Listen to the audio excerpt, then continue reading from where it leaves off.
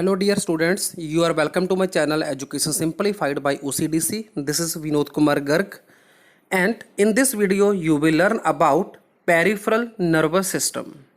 So what is peripheral nervous system? It consists of nerves and ganglia. Okay तो nerve और ganglia को मिलाकर ये बनता है। तो गैंग्लिया क्या होते हैं? Ganglia are cluster of nerves, मतलब नर्व के ग्रुप को हम गैंग्लिया बोलते हैं। पेरिफेरल नर्वस सिस्टम कनेक्ट करता है हमारे सेंट्रल नर्वस सिस्टम को हमारे डिफरेंट ऑर्गन्स के साथ और लिम्स के साथ। लिम्स का मतलब होता है हमारी लेग्स और हमारी आर्म्स। ओके तो इसका मेन काम हो गया connectivity of the body organs with the CNS. Peripheral nervous system is divided into two parts. One is called autonomic nervous system and second is called somatic nervous system. तो autonomic nervous system involuntary होता है, somatic जो है वो voluntary होता है। Autonomic nervous system is associated with the communication to the internal organs and the glands. Okay? तो किस ऑर्गन ने कब क्या एक्टिविटी करनी है, किस ग्लैंड ने कब हार्मोन को सीक्रेट करना है, तो ऐसी सब कम्युनिकेशन ऑटोनॉमिक नर्वस सिस्टम के थ्रू होती है।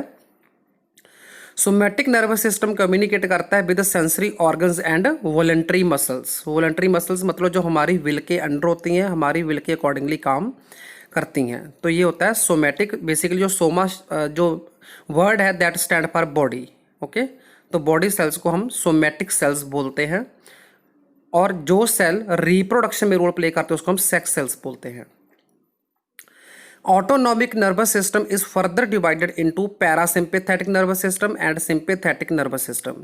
मतलब जो ऑटोनॉमिक नर्वस सिस्टम है ANS, उसके फर्दर उसको कैटेगराइज किया है टू पार्ट्स में, पैरासिम्पेथेटिक एंड सिंपेथेटिक। तो आगे हम बात करेंगे कि इसमें क्या क्या डिफरेंस है बेसिकली। ठीक है, तो पैरासिम्पेथेटिक नर्वस सिस्टम और सिंपेथेटिक नर्वस सिस्टम दोनों एक दूसरे के एंटागोनिस्ट होते हैं, मतलब एक दूसरे के एंटी काम करते हैं ताकि हमारी बॉडी जो है प्रॉपर बैलेंस में रहे। तो इन दोनों सिस्टम के अपने अपने न्यूरोट्रांसमीटर्स होते हैं। ओके तो अगर दोनों में कोई इम्बैलेंस होगा तो उसका सीधा इम्पैक्ट हमारी बॉडी के ऊपर पड़ता है। So the type of control is involuntary in sympathetic nervous system and parasympathetic nervous system।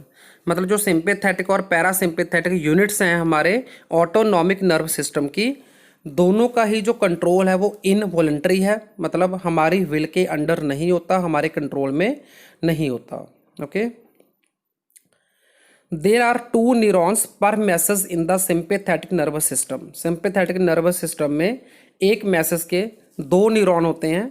Okay one is called pre ganglionic जो कि शॉर्ट होता है, and second is called post ganglionic जो कि लॉन्ग होता है। While there are two neurons per message in the parasympathetic nervous system also, but इसमें उल्टा होगा कि इसमें जो प्री गैंग्लियोनिक है वो लॉन्गर होगा और पोस्ट गैंग्लियोनिक है जो वो शॉर्ट होगा। सो नेक्स्ट हम बात करेंगे लोकेशन ऑफ मोटर फाइबर की। तो लोकेशन ऑफ मोटर फाइबर जो है that is thoracolumbar spinal nerves in the sympathetic nervous system. मतलब जो सिंपेथेटिक नर्वस सिस्टम का जो रिस्पॉन्डिंग फाइबर होगा, मोटर फाइबर हम रिस्पॉन्स करने वाले फाइबर को बोलते हैं, जो सिग्नल को रिस्पॉन्स करता है स्टिमुलस को। तो जो उसकी लोकेशन है वो थोरैकोलम्बर मतलब थोरैसिक और लंबर पार्ट के अंदर होती है स्पाइनल कॉर्ड के। ओके लेकिन जब हम बात करते हैं पैरासिम्पेथेटिक नर्व सिस्टम की, तो जो इसकी मोटर फाइबर की लोकेशन है that is in the cranial and sacral spinal nerves. So cranial nerves वो नर्व्स होती हैं जो हमारे ब्रेन बॉक्स में से अराइज होती हैं, मतलब क्रेनियम से अराइज होती हैं। ठीक है, तो एग्जांपल के तौर पे लिखा है वेगस, ये लॉन्गेस्ट नर्व होते हैं बॉडी की और इसको 10th नंबर मिला हुआ, 10th नर्व होती है ये। ठीक है, 10th पेयर ऑफ नर्व। तो अगर हम बात करें सैक्रल की, तो सैक्रल क्या है? ये सैक्रल नर्व मतलब सैक्रल वर्टिब्रा के जो लोकेशन है वहाँ से अराइज होती है। सैक्रल वर्टिब्रा जो हमारी टोटल वर्टिब्रे की सीक्वेंस में उसमें 4th टाइप है ये। ठीक है, लास्ट होती है कोक्साइजल। तो कोक्साइजल जस्ट पहले का जो वर्टिब्रे हैं दैट आर कॉल्ड सैक्रल। तो वहाँ से जो स्पाइन्स नर्व अराइज होती हैं तो उसको सैक्रल स्पाइनल नर्व बोलते हैं। न्यूरोट्रांसमीटर की बात करें तो neurotransmitter is norepinephrine in sympathetic nervous system while acetylcholine in the parasympathetic nervous system.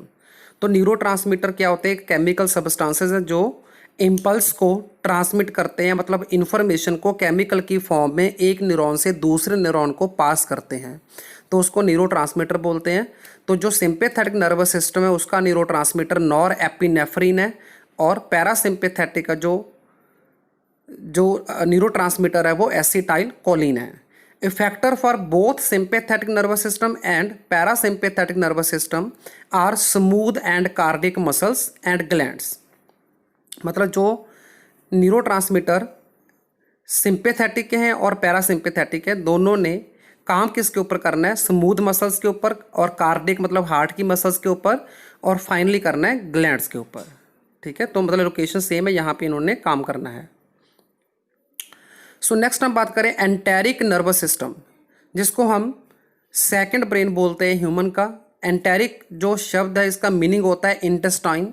तो जो हमारी गट होती है वो भी हमारा एक तरह का नर्वस सिस्टम का काम करती है। ओके, गट मतलब इंटेस्टाइन को ही बोलते हैं। तो जो गट के अंदर का जो सिस्टम है वो एक तरह का ब्रेन का काम करता है, तभी उसको बोलते हैं second brain in the human. Okay, जहाँ हमने उसको नाम दे दिया ENS, that is enteric nervous system. और फाइनली हमारा आता है साल्टेटरी कंडक्शन।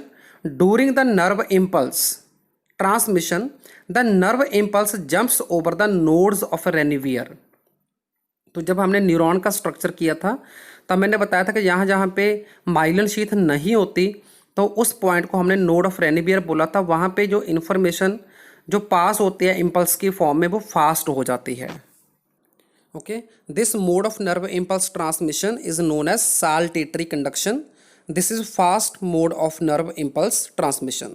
तो बहुत ज़्यादा फास्ट होने के कारण हम इसको साल्टेटरी कंडक्शन बोलते हैं। So this was all about peripheral nervous system. So kindly stay tuned with my channel for upcoming videos. Thanks a lot.